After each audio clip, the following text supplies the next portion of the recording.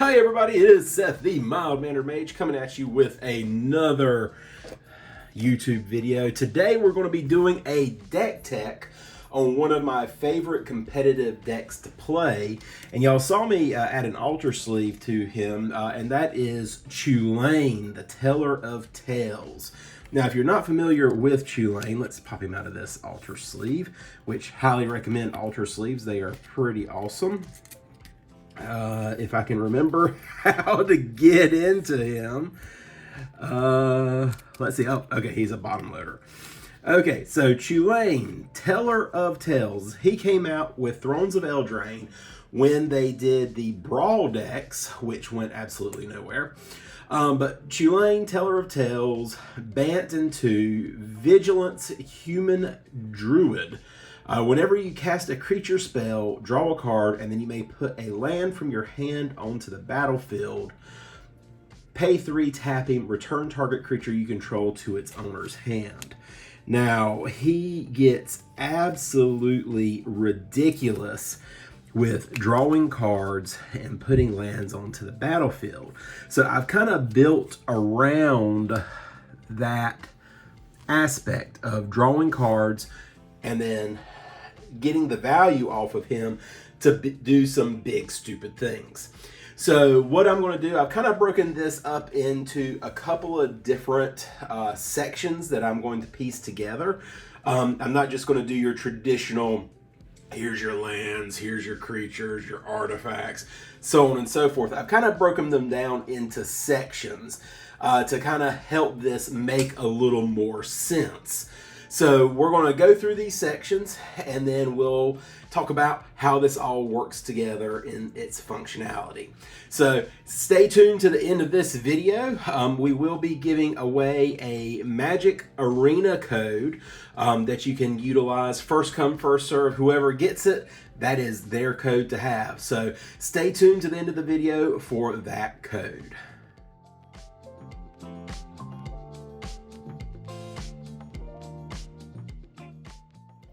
So first, let's talk about manipulation. So what are we going to do to get cards into our hands and then try to know what's on top of our deck and that way we know that when we draw a card off of Chulane, we'll have a land card that we can then put into the battlefield and get that value off of. So there's a couple of different ways that we can go about that. One of my favorite enchantments in this deck is Mirri's Guile. It is a single green. During your upkeep, you may look at the top 3 cards of your library and put them back in any order. So this is very similar to your Sylvan Library, where you can look at top 3, and instead of drawing them, you put them back however you want them. It's also, in terms of cost, a little bit less. It's not as expensive as buying a Sylvan Library, though I think it is still up there in cost. Also, in terms of mana value, this is a 1 green pip rather than a green and colorless that I believe that Sylvan Library is. We also have your typical brainstorm here. Draw 3 cards, then put 2 cards from your hand on top of your library.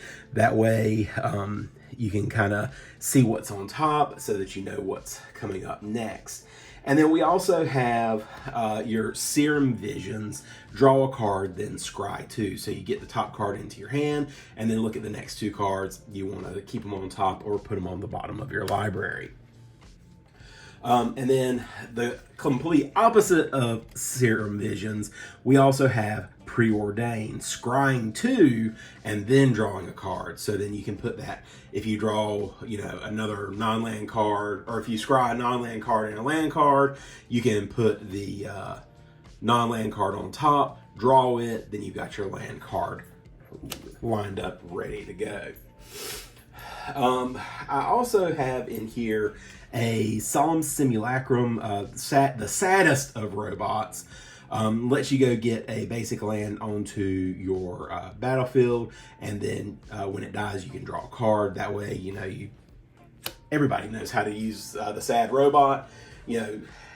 Put him up as a chump blocker, attack, hoping your opponent will block him so he will die, and then you get to draw that card. And if you already know what's on top of your library, then you're just filtering through.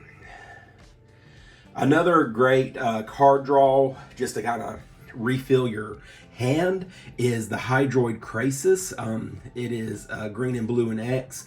When you cast it, you gain half X life and draw half X cards. Cast him for a big cost, say you cast him for 4 or 8, you gain half that and then you draw half that. This was a great card when it came out in Guilds of Ravnica. So this is a fantastic card in this deck and gives you a nice flyer on top of it. I also, when M21 came out, really, this Elder Gargaroth, it's literally in the creature type. It is a beast of a card. Vigi Reach Trample, 6/6 on a 5 CMC card. When it attacks or blocks, you get to either make a beast token, gain 3 life, or draw a card. Typically, I draw cards off of it in this deck, but it is so versatile. It gives you whatever it is that you want. And then I also have 2 other top deck manipulation cards that are recent adds to it. The first is the Reality Chip from Kamigawa Neon Dynasty. Attach that to a creature. Look at the top card of your library anytime, and then you can play lands and cast spells if it is equipped. So, fantastic card right here. Excellent in this deck. And then the last one coming in from one of the most recent Innistrad sets, the Augur of Autumn, does some fantastic work. You can look at the top card of your library, and then you can play land cards from the top card of your library. And then if you have 3 or more creatures with different powers, you can cast creature spells. So always gives you an idea of what is on top of your library so that you know what is coming up. So, and you'll just have to forgive me, I'm still working my way through this cold. So I'm feeling much better, but I'll be glad when this cough is gone. So here's some good cards for top deck manipulation. Let's move on to the next block.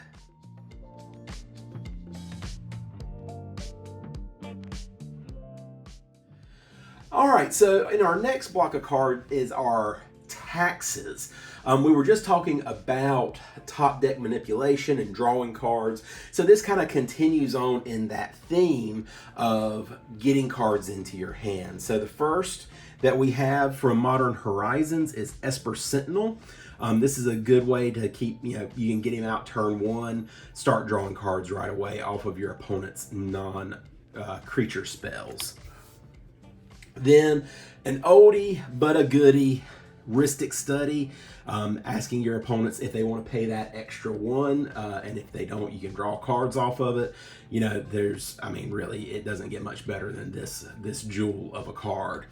And then finally, another tax card that I've added in here because I've got a lot of big spells in here that really want a lot of mana in it. So we have Smothering Tithe, getting that out and starting to make treasures off of it to fuel some of these big win con spells. And we'll get into those here kind of towards the end of the video. But this is a fantastic add to this. And these are really the only 3 tax spells that we have in here.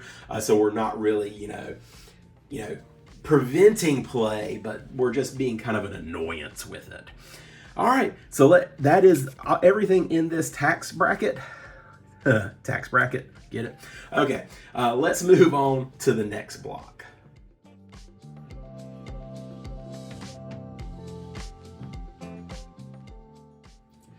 So as I was just saying, this deck is pretty mana hungry. It wants a lot of mana for some big spells. So we've got a couple of mana dorks in here. So the first mana dork is our Noble Hierarch, which also gives us a bonus if we attack. I don't do a lot of attacking with this deck. This is more setting it up, it's a you're doing nothing, you're doing nothing, you're doing nothing, and now you're doing everything. So even though this creature has Exalted on it, I really don't use that feature on her a whole lot because, again, this isn't really an attack deck until you're ready to win. Then we've got our favorite bop are Birds of Paradise. Again, 0/1 body, tap it to add a mana of any color. And then the last mana dork, so to speak, it's not really a mana dork, it's a mana enchantment, is our Mirari's Wake. This is a fantastic card. I play it in just about all of my Wooburg decks, adding 1 mana of any type that a land can produce when you tap a land for mana. So this is a great way to double your mana up and really feed into those large X spells. All right, let's take a look at our next section of cards.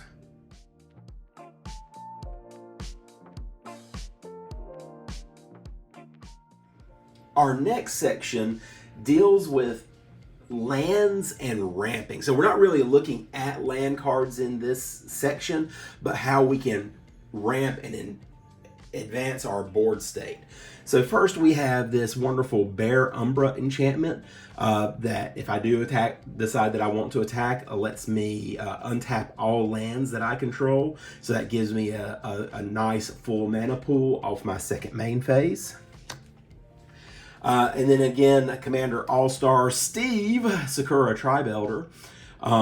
Basically, you know, you have a blocking body, and then if you need to sack him to go get a land, you know, that's your value engine right there off of him.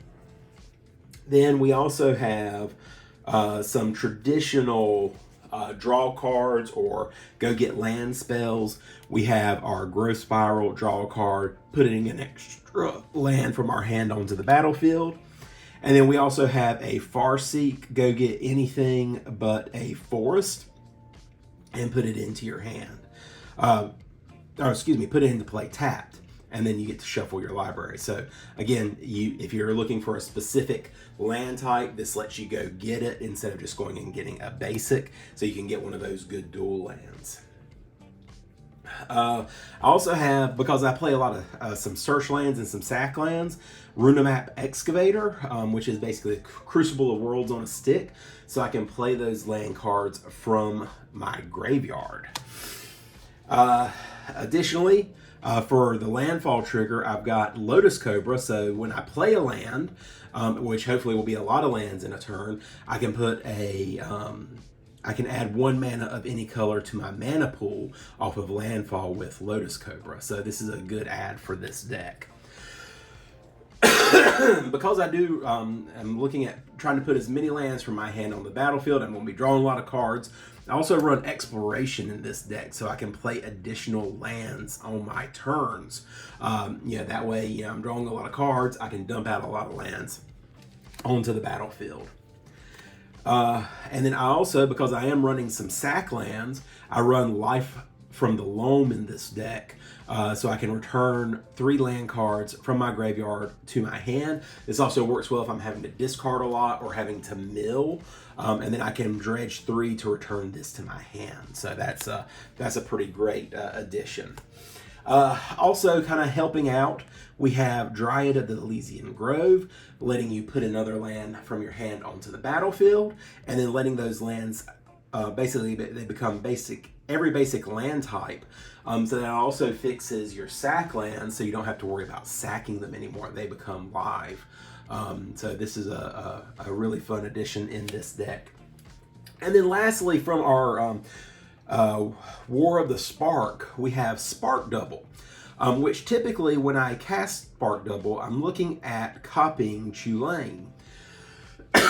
So that will allow me for 2 Chulane triggers on each creature, which is really good. Drawing a card, putting a land, drawing a card, putting a land, so you're getting that effect twice, going through your deck twice as fast. So that's a really fun addition, and just watching your opponents just kind of wince as you're starting to go through all of these cards.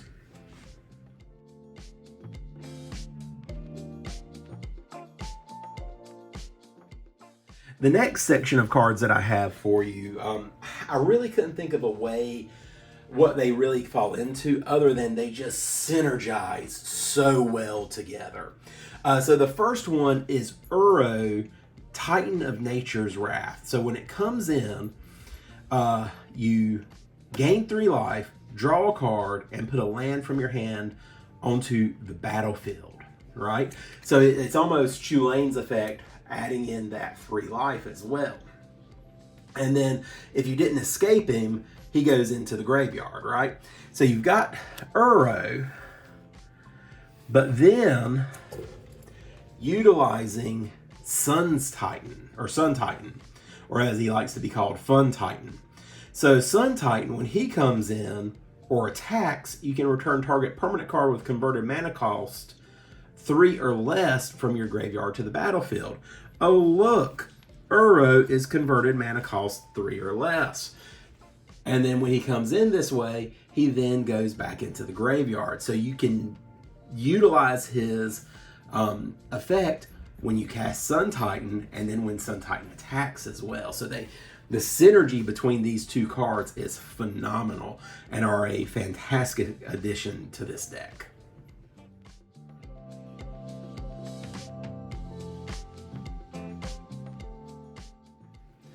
All right, so let's talk artifacts. What artifacts are we running in this deck to make things happen? So we've got some of our typical commander deck staples. We have our Lightning Greaves giving things haste and shroud. We have a Soul Ring giving us mana. I do run a Mana Crypt in this deck, again for that extra mana that I need to pump up some of these spells. We've got an Arcane Signet, our Commander Sphere, the Swiftest of Boots, so some Swiftfoot Boots, and then also a Thought Vessel giving us 1 colorless mana to add, but also no maximum hand size. And then 2 other artifacts that I run in this deck that aren't really typical are our Thematic Compass. So you can, it costs 2, pay 3, tap it to go get a basic land card and put it into your hand. And then at your end step, if you have 7 or more lands, transform it. And it transforms into the Spires of Orazca. Tap it to add a colorless mana, and then you can tap it to untap target attacking creature an opponent controls and remove it from combat. So it's a good way to try to remove creatures from combat, so you're taking less damage in that attack step. And then lastly, we also have the Great Hinge. It is very expensive. It's 2 green and 7, but it costs X less, where X is the greatest power among creatures you control. So you tap it to add 2 green, again, mana hungry, looking for all that mana we can. And then you also gain 2 life off of the tap. And then whenever a non-token creature enters the battlefield under your control, put a 1/1 counter on it and draw a card. So again, staying on our drawing card theme.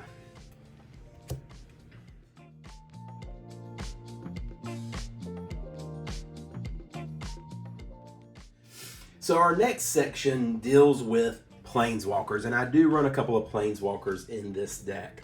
One of the best ones is, so she's not a Planeswalker here, but she is a flipped Planeswalker card, and that's Nissa Vastwood Seer. When she enters the battlefield, you can go get a forest and put it in your hand, and then when a land enters the battlefield under your control, if you got 7 or more lands, exile her, flip her, and return her to the battlefield. And so her ability, when she is flipped into Nissa Sage Animus, I really don't use her -2 or her -7. I will continue to +1 her, but I don't try to minus her at all. I want that +1. Reveal the top card of your library. If it's a land card, put it onto the battlefield. Otherwise, put it into your hand. So again, trying to filter through your deck, finding those lands, getting answers into your hands. So she is a beast in this deck. I catch a lot of flack for these next 4 Planeswalkers, the next 4 of the 5, because people don't like to see them.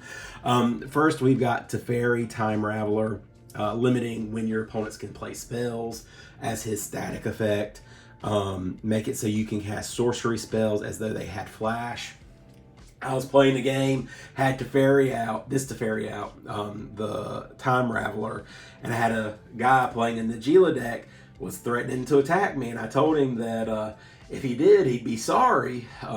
And so he called my bluff and attacked me, and I cast, I believe it was a time wipe, and he was like, how can you cast that? That's a sorcery. And I said, look at this Teferi. He lets me cast, his +1 lets me cast sorcery spells as though they had flash. So I ended up wiping the whole board. He lost everything. So this is a good Teferi. It depends on where you fall on the whole Teferi debate, but he does a lot of good work in this deck. I also run Teferi, Hero of Dominaria, letting you draw cards and untap 2 lands at your end step, so you've got some counter spell mana up. And then his -3, put target non-land permanent onto its owner's library, 3rd from the top. And then -8, whenever you draw a card, exile target permanent and opponent controls. So got some good stuff going on with the Hero of Dominaria. We also have Teferi, who slows the sunset, letting you tap and untap artifacts and creatures and lands. And then also looking at the top cards of your libraries. I've never really gotten to -7 him before. I'm usually messing around with this +1 and -2. And then the last card, Planeswalker card that I put in here, is the newest Teferi, Temporal Pilgrim. He comes in with 4 loyalty. Whenever you draw a card, put a loyalty counter on him. You can 0 him to draw a card, -2 to put a blue spirit token onto the battlefield with vigilance onto the battlefield. And whenever you draw a card, put a 1/1 counter on the spirit so it can get pretty large. And his -12, target opponent chooses a permanent they control and returns it to their hand.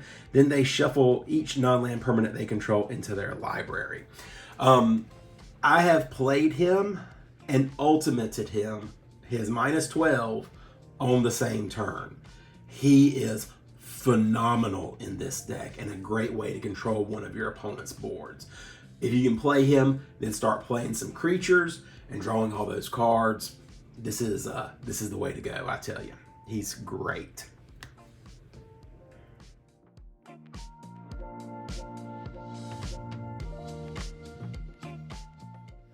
All right, so we talked a little bit with the Planeswalkers about how we're going to protect ourselves. So let's look at some of the protection spells that we've got. The first one, as I mentioned before, was Time Wipe. Return a creature you control to its owner's hand, then destroy all creatures. So this is looking at your board wipes and your counter spells and things that you can do to save yourselves. Such as we also run a Supreme Verdict in this deck. It can't be countered. Destroy all creatures. Settle the Wreckage. Exile all attacking creature target a player controls. They can go get basic land cards and put them onto the battlefield tapped. Great way to wipe opponent's board. Force a Negation. Counter spell. Can play it for free if you exile a blue card from your hand, and it lets you counter a non-creature spell. So being able to keep your opponents from doing what they want to do on their turn. I also run a fun Wrath of God. So yeah, it's going to wipe out your board, but you know, when some of your opponents get out of control, this is the way that you're going to have to take care of it. We also have a mana drain on here, letting you counter some spells and getting mana off of it. Winds of Abandon is a fun spell. Exile target creature you don't control. For each creature exiled this way, its controller searches for a basic land card, and they go onto the battlefield tapped, and then you can overload it and exile all creatures you don't control. So, fun little board wipe there. Then we also have a Swords to Plowshare. So it lets you exile a creature, especially if it's a creature giving a lot of problems. On that same vein, we also have Path to Exile, letting you, again, exile a creature that is causing you lots of issues. And then we've got our fun regular run-of-the-mill counter spell, keeping those 2 blue open. If your board does get wiped and you've got 2 white open, you can return 2 target permanence cards from your graveyard that were put there from the battlefield this turn. They come back tapped, and that's with Brought Back from M20, it looks like. And then last but not least, one of the best evasion spells, Teferi's Protection. Though I did learn recently that it does not keep opponents from proliferating poison counters. So that was a new one on me. You learn something new every day. So, but we do run this. It's a great way, especially if somebody's about to go off, lets you to avoid the wrath.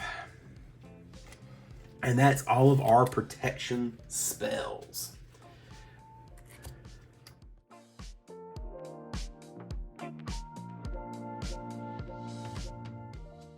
All right, so let's talk about how we're actually going to win this thing. What are we going to do to win the game that we're currently playing?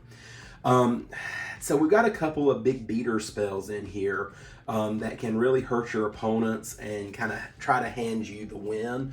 One of the first ones that I put in here is Jin-Gitaxias, letting you, again, draw lots of cards. You have no max hand size, or no, wait.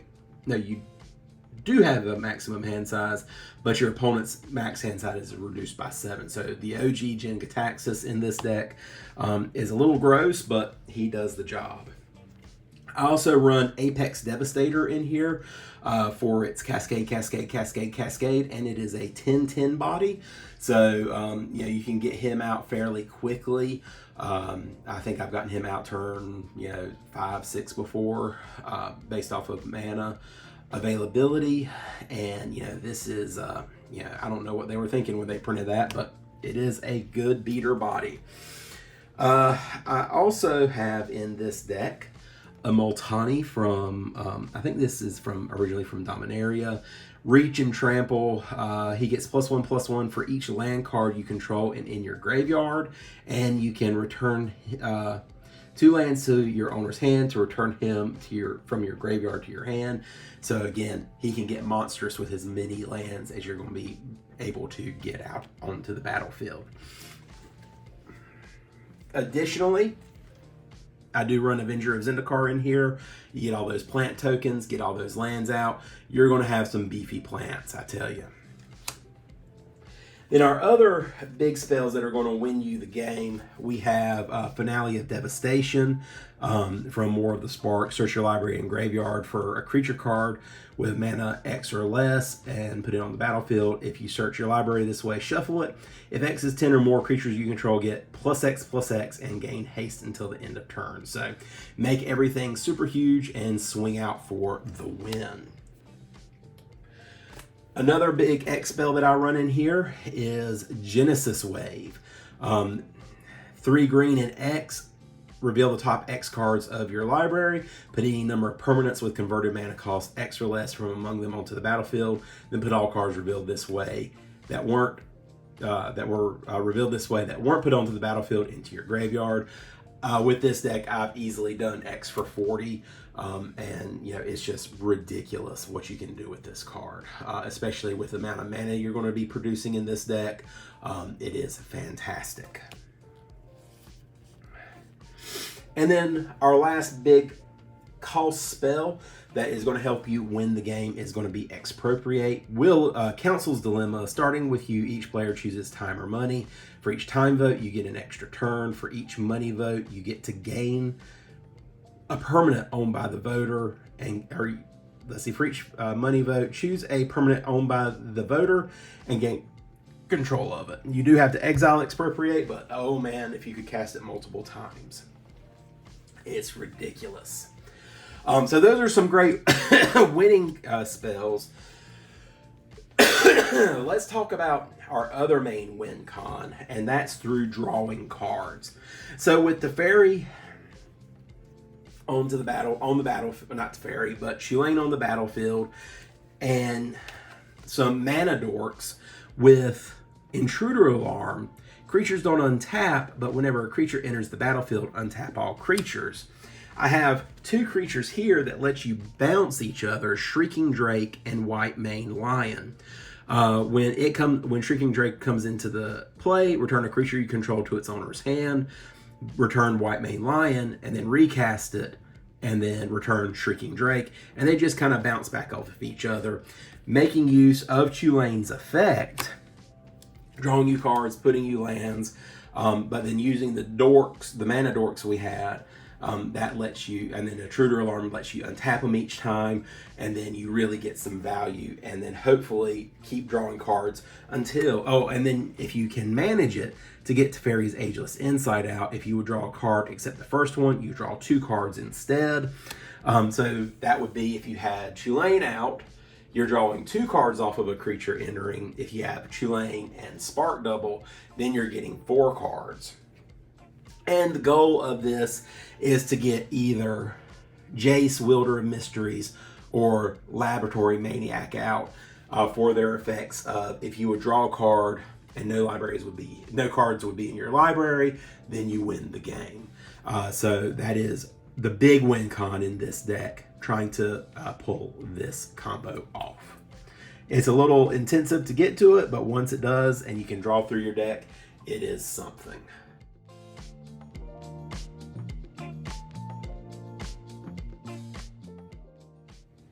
And lastly, let's talk lands. I'm just going to try to go through and hit some of the highlights. I mean, these are all the lands that I run in this deck. This is a flip land. We've got your basics, shock lands, search lands, flip land. Field of the Dead does a lot of good work in this deck because it's very easy to get that 7 land threshold. And then you're starting to make zombies, and that gives you some good blockers. Again, some more basics. Thespian Stage I run in here to pair with, where is it? Dark Depths. So everybody knows the Dark Depths Thespian Stage combo. That lets you go get Merit Lage, which is a 20/20 token and does ridiculous things. So we've got that combo in here as well. Wreck Tower, so you have no max hand size. Fable Passage to go get some more lands. Flip lands, basics, another search land. We've got Spara's Headquarters from New Capenna, which is your Triome in the Bant colors. And then some more Pain lands. And that is it. That is this deck in a nutshell. It's lots of fun. This is what I usually run when I'm playing in a tournament. Just because I enjoy playing this deck. I don't play it a whole lot outside of the tournament play if there's a tournament going on. So I hope you enjoyed this deck tech as promised. Here is our arena code. Let me get this a little closer to the camera. So enjoy these cards off of Arena. I hope you enjoyed it. Hope you enjoyed this video. Please give me a like, give me a share, give me a comment. Let me know what you liked about this. Do you like the flow of how I did this rather than just talking about the individual card types? Do you like how I grouped everything together? Let me know what else you would like to see done on this channel. In the meantime, this is Seth, your Mild Mannered Mage, wishing everybody a fantastic evening, and we'll see you on the next video.